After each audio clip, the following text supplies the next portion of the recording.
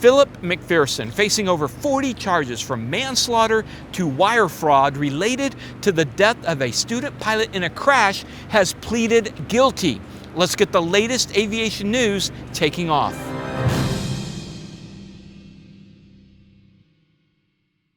Hi, I'm Dan Milliken. I'm on the road today traveling in a small Texas town filming something else, but news has just come out regarding the case of a former CFI who crashed a plane with a student who was killed. Philip Everton McPherson II, 37, of Haddon Township, New Jersey, was a CFI who lost his certificate, but he continued to instruct anyway. He has just pleaded guilty to federal charges. Let's get the details. McPherson received his student pilot certificate and began training in January of 2018 and continued training to become a certified flight instructor, a CFI. And he reached that in December of 2019 after failing the examination twice and finally passing on the third try. Almost a year later, he flipped a plane during a lesson trying to land at the Central Jersey Regional Airport, totaling the plane. And then a few months later, in March 2021, he was giving another lesson when he departed the runway into a snowdrift and bent the prop and damaged the wing. And this led to the flight school at Central Jersey Regional Airport firing him. And it also led to a call to the local FAA office, who then investigated. In May of 2021, the FAA sent a letter out to McPherson as a result of the two crashes and told him that they need what's called a 709 ride. And this is pilot speak for the Federal Code 49 USC 44709 that gives the FAA the ability to retest a pilot. McPherson ignored the letter and continued to instruct pilots at a new airport working for a different school. And we'll get to that piece of information in a moment. After no response, the FAA called McPherson, and on September 29, 2021, he went up with an FAA examiner, and during the flight, the examiner had to take the controls to prevent the plane from crashing. Well, that's a fail. And at this point, his options were to retrain and retest or choose a different career. But as we'll find out, McPherson took a third option that led to deadly results. The following month, on October 7th, 2021, McPherson formally surrendered his pilot certificate to the FAA, acknowledging his inability to meet competency standards. He was given a temporary airman certificate so that he could get training in order to retest. And you're not allowed to carry any passengers, only an instructor with that temporary certificate. But it expired 1 month later, and McPherson never renewed it. He had moved on to a new airport, Braden Airport in Forks Township, and the flight school ProFlight Aero Services, with the owner being Newman Salim. Court records show that Salim knew about McPherson's 709 failure, and according to local press, Salim knew that McPherson had failed that 709 ride, but let McPherson fly and instruct anyway. Lehigh Valley Live reported McPherson texted Salim the day he surrendered his certificate to let him know he had been advised by his attorney not to fly. Perhaps we just tell students I'm out for a couple of weeks until I get a negative COVID test or something, McPherson allegedly texted Salim, who allegedly responded, "Understood, that's fine. It's nobody's business, so nobody needs to know anything." Over the next 11 months, McPherson continued to instruct. 79 hours with him and Salim, concealing McPherson's uncertified status. And let me clarify, in case this hasn't yet made you angry. These two took money, approximately $101,000, from student pilots chasing their dream of flight and trusting the school and their instructor. And all those signed logbooks then became invalid, and the students would have to redo much of it. But that's not the worst part. That's coming. September 28th, 2022, the lies led to a fatal consequence. The accident flight departed Queen City Airport in Allentown, Pennsylvania. McPherson was instructing 49-year-old Keith Kozel, the father of 2 daughters and a business owner. The aircraft was a Piper PA-28-140. It's a Cherokee. Kozel, with 50 hours of instruction, was nearing his private pilot test. and was working to clean up some of the maneuvers that he would have to show on the check ride. He climbed in the right side door of the Cherokee and scooted over to the left seat. McPherson got in after him, sat in the right seat, and closed the one and only door. It was 2:40 p.m. and good weather. The mission for this flight was to practice soft field takeoffs, one of the requirements for earning that private pilot certificate. We had talked to regular taking off consultant Micah Messer, who owned the same type of aircraft, to walk us through what Kozol and McPherson were facing at the beginning of this tragic flight. I'm an owner and a pilot of a 1968 Piper Cherokee 140. In fact, my aircraft came off the assembly line just 91 aircraft later than the accident aircraft in question. Soft field or simulated soft field takeoffs in the Cherokee 140 is basically the same in all the different Piper low-wing aircraft. What you want to do is you want to apply full power, make sure your flaps are set to 25. You want to keep the pressure off of the nose, rotate as soon as possible, and then pitch over into ground effect, maintaining the altitude until you reach your best angle climb, or VX, which in my aircraft, and I believe in this aircraft in question as well, was 66 knots. The runway used during this accident was roughly 3,950 feet long, which is more than enough for a Cherokee 140 to take off without an issue. With my aircraft fully loaded, I'm usually off the ground about 1,800 feet, and I can clear an obstacle at about 2,000 feet. The noticeable loss or lack of power should have been pretty evident right off the get-go, whether your engine gauges are showing a loss of RPMs or you just know it feels wrong. In fact, we know that the student pilot took off, pitched up, then pitched down, and came back and touched back onto the runway.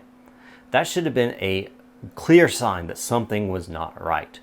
Pull the power back, go to idle, and land back on the runway. If you're up off the runway in 18 or 2,000 feet, then you can easily come back down on. If you're not, if you're pushing 2,500 feet and you're still not taking off, if it's taking longer, abort the takeoff. Pull the power back. Witnesses reported seeing the aircraft climb before experiencing a loss of engine power at a low altitude. Local news reported that McPherson ignored the signs of engine problems on the takeoff and flew away from an open field that would have offered them a better opportunity for an emergency landing. Now, according to the National Transportation Safety Board, the NTSB, the plane began a shallow left turn before descending rapidly. Surveillance video from a nearby facility captured the aircraft's final moments, showing it struggling to maintain altitude before crashing just beyond the runway in a residential area. And let me make this clear to those who may say that Kozol, who was flying, should have put the airplane down in that field. No. McPherson pretended to be the certified flight instructor.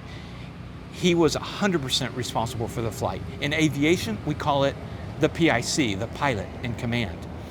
Upon impact, the aircraft caught fire, sending thick smoke into the air. And with the help of the homeowner where the crash happened, McPherson was able to get out of the plane, that right door, from the right seat. But the homeowner couldn't get Kozol out before fire consumed the aircraft. Emergency responders arrived quickly, but the fire had already engulfed much of the fuselage, making rescue efforts impossible. The wreckage was extensively damaged by fire, complicating the investigation. A subsequent examination of the aircraft revealed that it had suffered partial engine loss, though the exact cause remained undetermined due to the fire damage. Investigators considered several possibilities, including mechanical failure, carburetor icing, or other fuel-related issues, but no definitive conclusion was reached. But the engine problems had begun on the takeoff, and McPherson passed up better emergency options. Upon the conclusion of the NTSB investigation, the United States Attorney's Office, that's the USAO, decided to bring charges against McPherson, eventually reaching 44, including involuntary manslaughter and multiple counts of serving as an airman without a certificate. Initially, McPherson pleaded not guilty and posted bond. In addition, the USAO brought charges against ProFlight owner Newman Salim, who also initially pleaded not guilty of conspiracy to commit offenses against the United States, wire fraud, and obstruction of an administrative proceeding. I had reached out to McPherson's attorney but received no comment, but I do want to mention, shortly after I made a news report on the initial charges in this case and the NTSB's final report, I did receive a letter from McPherson's attorney demanding that I pull my story down for gross inaccuracies and using confidential information. But he didn't cite any specifics, and I got my information from the NTSB report and the government documents. In an effort for objective news reporting, I went ahead and asked his attorney for examples of what we got wrong and if he wanted to make any comment, but I received no further communication from him. On October 14th, 2025, McPherson pleaded guilty to involuntary manslaughter and 43 of the 44 charges. In exchange for the guilty plea, the government agreed to withdraw the one count of conspiracy to defraud the FAA. He faces a maximum of 153 years in prison, and it's very unlikely that that'll be the sentencing. But with pleading guilty to 43 counts, he will most likely serve some time. We don't know what the USAO is recommending. His sentencing hearing has been scheduled for January 17th, 2026, and he's also agreed to pay $102,000 in restitution to cover the cost of the flight lessons he fraudulently gave.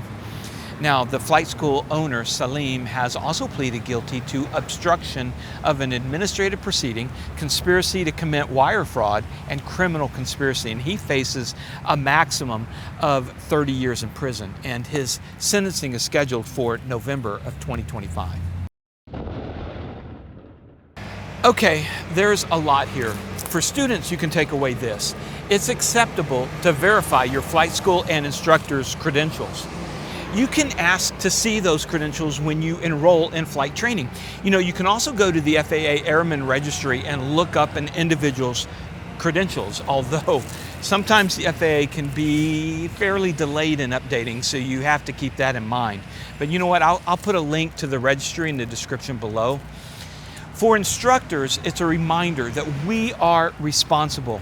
You know, we must respect the craft, respect the airplane, respect the student, and respect people's lives.